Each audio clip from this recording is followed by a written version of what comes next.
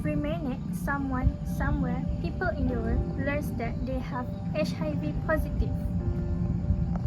For decades, HIV has been surrounded by fear, uncertainty, and stigma. Yet, many people still do not fully understand what HIV is and how it affects the human body. But what is HIV really? What's the story behind it?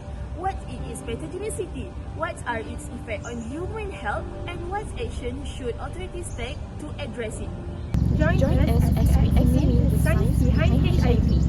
Uncover how the virus interacts with the human body.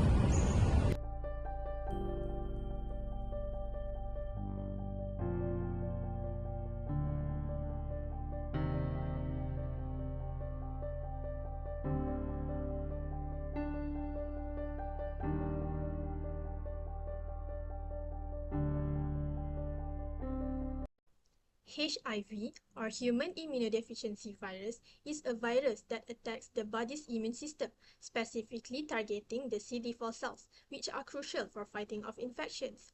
If left untreated, the virus progressively destroys these cells, severely weakening the immune system and potentially leading to the most advanced stage of infection, known as AIDS.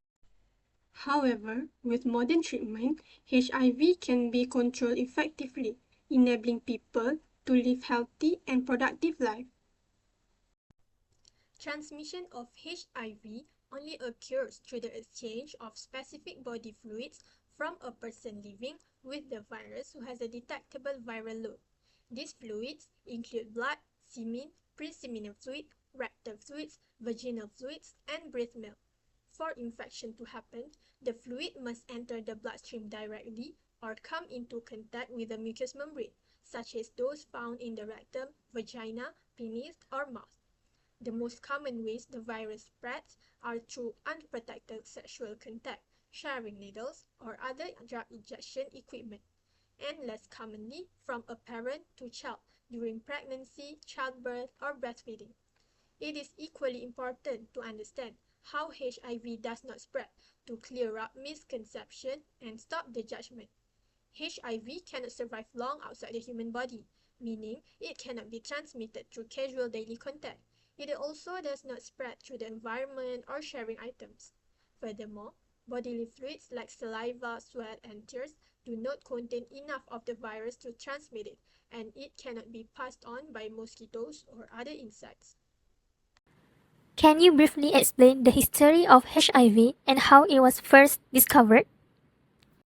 Researchers believe that HIV originated from chimpanzees in southeastern Cameroon and was transmitted to humans through contact with infected blood during bushmeat hunting and trading.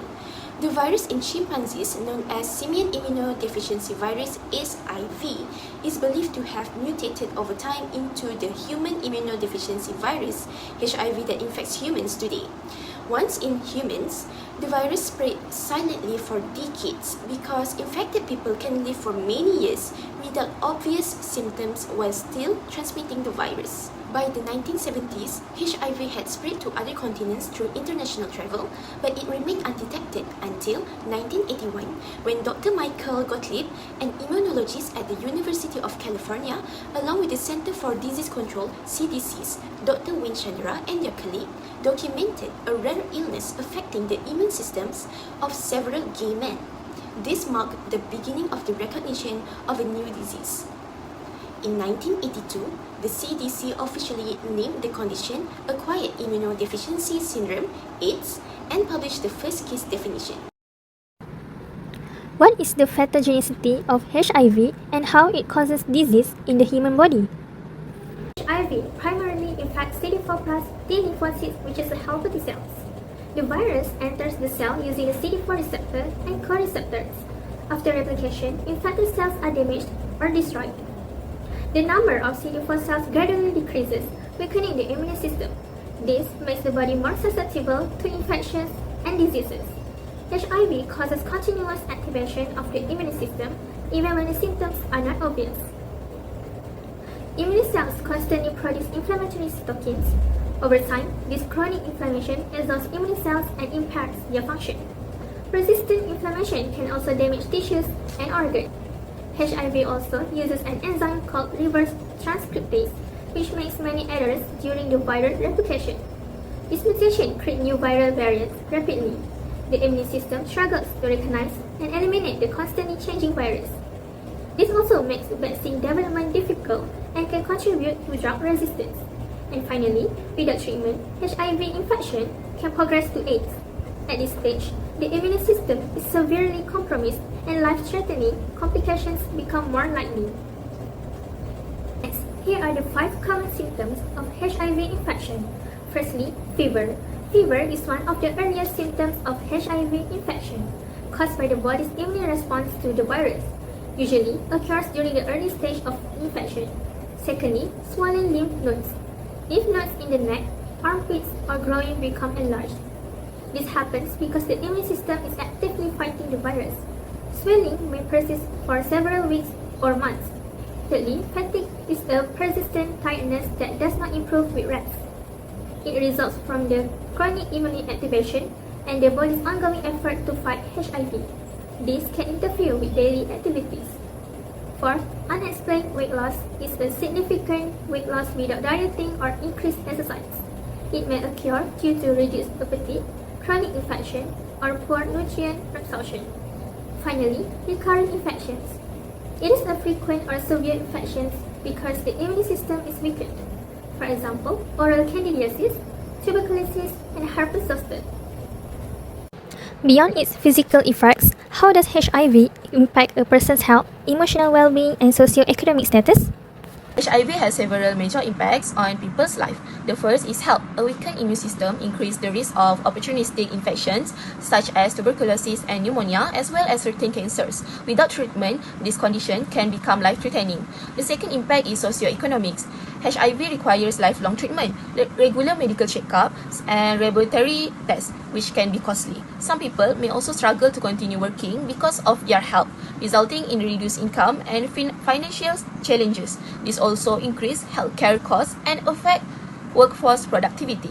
The third impact is emotional. Many people living with HIV experience fear, anxiety, or depression after their diagnosis. They may also face stigma and discrimination, which can lead to social isolation and make them reluctant to seek treatment or support.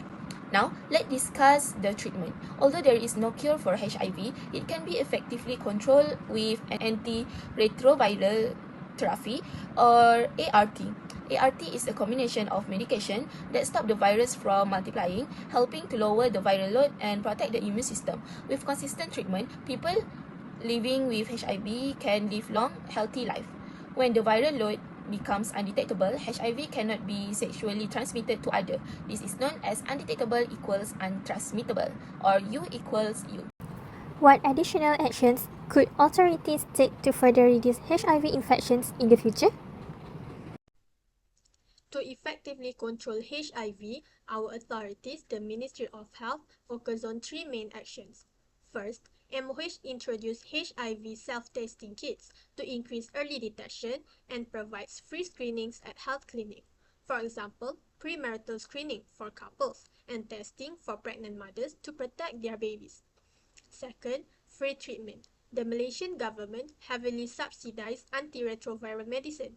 Patients can get this treatment easily at government hospitals and clinics, effectively suppressing viral loads and prevent transmission. To curb transmission among high-risk groups, the government funds Needles and Syringe Exchange Program (NSEP) and Methadone Maintenance Therapy (MMT). Lastly, government-NGO partnership. The government works closely with groups like the Malaysian AIDS Foundation to educate the public, support patients, and legal aid to break down the social barriers.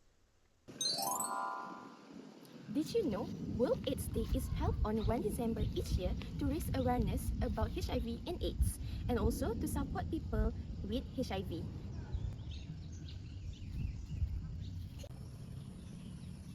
Next, the people with HIV can have a healthy baby. With proper medical care and treatment, the risk of transmitting HIV from the parent to the child can be reduced to the very low levels.